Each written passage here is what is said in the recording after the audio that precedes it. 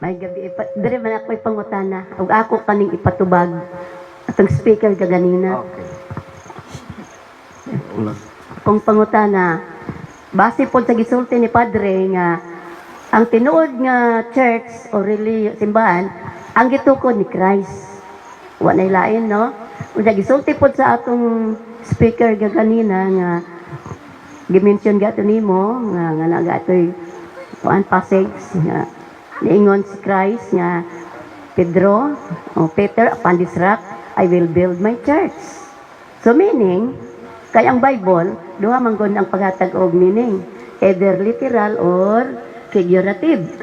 So then my question is for the speaker, because Christ said, upon this rock Peter I will build my church. So I surely believe na ikaw po, kay ikaw may speaker, no? Ang tinuod yun nga church, kung atog yung adlan, Church of Christ, because He was the one who built it. Okay? Okay, mao na ako ang question nimo. So the true church is the Church of Christ, because He was the one who built it. Okay? Is it a question or is it a declarative? Declarative, and so it can also be answered.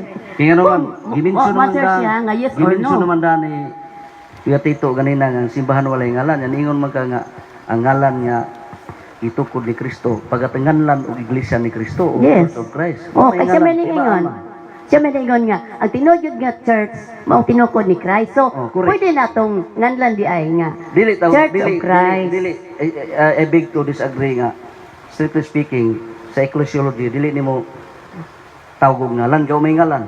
Pwede tawgon sa timaan nga naas kinayahan na namong simbahan na.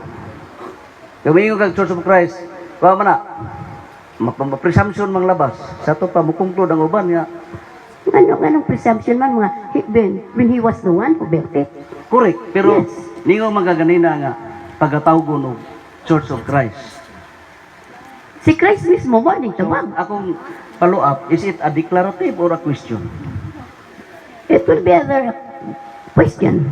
Question. Ako man sa So pangutan-on. kay question usa may imong pangutana. So, mutog yun ka nga ang true church mo ang nabinuhat ni Christ na tinukod niya maong Church of Christ. Ang tubag na tuwa na nga dunay panutihos kinadman niya.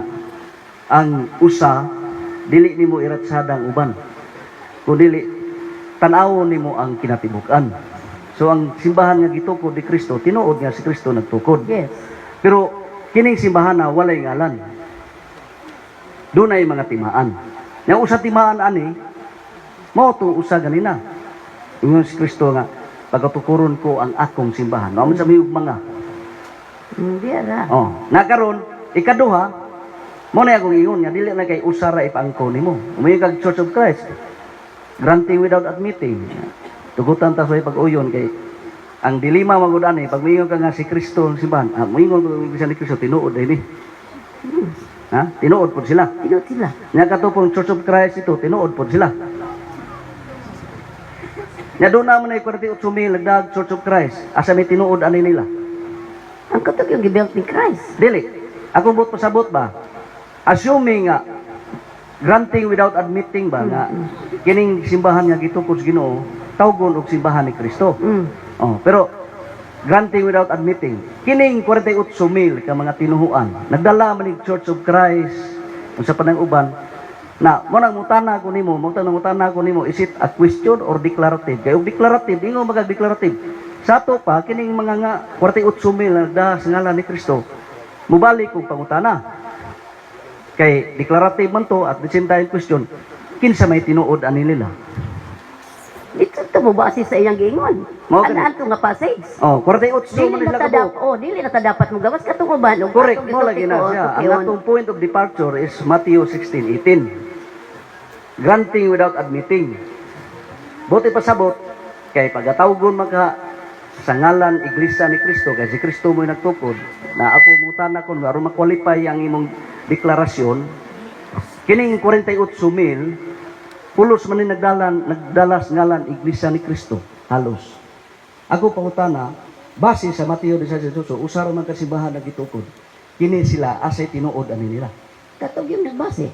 Ha? Nagbase Mao nabase gani. yun sa kwan. Can you pinpoint the name kay isut magkagalan? Oh, Church of Christ. Asa man na yung nga Church of Christ? Iglesia ni Cristo, Kanang kanang ni- gitukod ni daghan man ni sila. Ano Asa may man mga iglesia nga kanang dili mo tuo nga si Christ prophet ra man na. Amo gani, No, mo na ako kana. boto sabot nimo gani Oh, nga. kana. So, Ayaw butangi ngalan kay ug butangan nimo ngalan, mapanuos kag tinubag aning 48,000 ka buok. Yan mo panos man nga naa man na base Oh, man sa karo mo tanagi ko nimo sa 48,000 ka buok. Ingon magaganina nga ang simbahan nga gitukod ni Kristo paganganlan og Church of Christ. yes. Oh. Oh. Granting without admitting. Mo na ako bot ipasabot. Now karon kay do na may 48,000 ka buok nagdala sa Church of Christ. Ako pang tanan nimo, asa man na eksaktuan ni nilang 48 ka buok mil. Basis Mateo 18:8 usar na simbahan gitukod sa Ginoo. Ang nagsubay sa tinuod nga Di kanyo pinpoint kay ingon magkagngalan. kanang truth kanang Church of Christ. 48 ni ka buok asa man ani. Ang iglesia ni Kristo. Mo gani asa kaning nadis unahan o katuntos tuwas kagawasan asa man ani dapit. Akong paminaw sila di man mo tuo nga si Christ. Di ay na lang. wala, Wala dili. ilang man katungod. Ako labutan can you name, can you mention at least one name among these 48,000? Kana lang Church of Christ. Kana ra yun. Asa alone. lagi ani nila daghan man ni sila. Na Church of Christ of the Scientists, na Iglesia ni Cristo nga gitukod ni Felix Manalo. Wala na yung kwan. Additional. Na Church of UCCT. Christ lang. At Church of Christ alone. Diya napita. Oh, kana ra. So nahog ug hangin. Why, anong hangin man? Oh, mo nang mutana ko nimo kay In the he Bible. who alleges the burden of proof. Kay kung na ko'y mabasa nga ang simbahan gitukod ni Kristo Katolika. Nas buhat no 21 sa Grigo. Muuyon ka nga kini simbahan na tinuod. Na may mabasa sa Biblia. Namas buhat no 31. Nga ang simbahan gitukod ni Kristo gitawag og Ecclesia Catholis. Buto sabot ang kinaiyahan ng simbahan na gitukod makailapon. Walay ngalan ang kinaiyahan. Kaya kung ingon mo kag dunay ngalan, mabuang tagpangitaan ng 48,000 ni claim nga sila tinukod. Mao man gani gipangutan natin ka aron ma-qualify ba ang imong pangutana o imong deklarasyon. Mo na akong punto. Wa ko mag-obligar nimo tinukod ba nigdi, nga ko lang tuganan ko nimo. Tuganan sa tinuod nga iglesia. Oh, kaning 48 ka po. Base sa imong deklarasyon nga giagi nimo pangutana.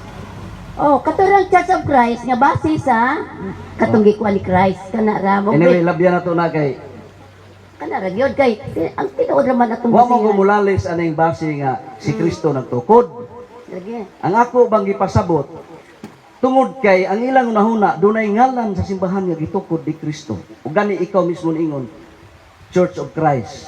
Na sa 48,000 Daghan. pulos man niya sila na Church of Christ, United Church of Christ in the Philippines, na Church of Christ, pulos sila nagdangalan ni Kristo. Now, makatug-an ba ka bisag usaan ni nila? Ug asa ani? Moro na akong qualify para ma-qualify ba imong pautanag deklarasyon. Dre. Oh. O ingon man ka nga damay mga Church of Christ in the Philippines. Ang akong giingon nga Church of Christ Dili, alone. dili. Kana ra gyud ang akong Can you mention one at Oh, least? kana ra gyud. Kinsa unsa man? Church of Christ alone kana ra gyud. Mao lagi, wa tay lalis ana. Pero in reality there are 48,000 existing na nagdala pulos ngalan Iglesia ni Kristo. Ako pangutana sa imo aron ma-qualify na imong deklarasyon o question, nitabang ko nimo. Wa ko mosupat. Makaminson makag-usa ana o kasi tinuod nila. Sa una sa nag-eskwela pa kong Bible school. Oh. Ang ako na kuanan sa mga missionary nga the true church gingadla nila kuno tog katong Hamilton katong iglesia sa bato o inana kay gi-base nila di ana pero kanang uban nga mga Church of Christ in the Philippines muna nani additional Sige lang, wa ta mag-abot. wala na Ako giklaro nako ba? Ayaw isipan nga. Gilisod-lisod ka. Ako lang buot pasabot. Gipatinaw nako imo bang imong yung gibarugan gyud ba? Klaro magkay imong premise pero do na magoy nag-ingon nga kontrapaktum, argumentum kontrapaktum non valid. Buot pasabot pangatarungan gali nga musukwahi sa naila na nga kamatuuran di madawat. Mao man gani gi-qualify nako. Granting without admitting Na kanay mong giingon nga ang simbahan nga gitukod ni Kristo tawag og Church of Christ. Pero in reality, doon na may 48,000 kabuok na mga pundok nga nagdala og Church of Christ. Now, aron matabangan minimo kung asa ang 48, mag-mention kag usa.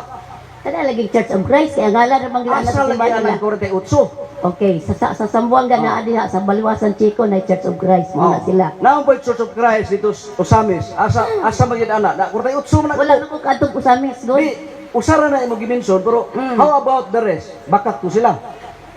O dili po ko kaingon kay mao ra man na Na i-base doon nagdala yan, man boss. sila Church of Christ. So dili ang ngalan mo'y basihan. Dili ang ngalan mo'y nakapatinuod sa simbahan. Kaya kung mo na makapatinuod, silang tanan 48 kabuk nagngalan ni Kristo. Di man kay giingon man gud sa speaker kanina nga walay laing simbahan kun dili katong gitukod ni Christ. Correct. Kana mao man na kaingon man siya nga Pedro, aning bato, akong pagatukuro ng akong iglesia. O, Oh. unsa man day na? Kaklaro na na. Oh, kana nga. O yun, manday ka nga ngano mingo magka kuan. O, niya mo na, Church of Christ. Sumutuo Iglesia ni ka Cristo. nga ang simbahan gitukod ni Kristo Katoliko. Dili.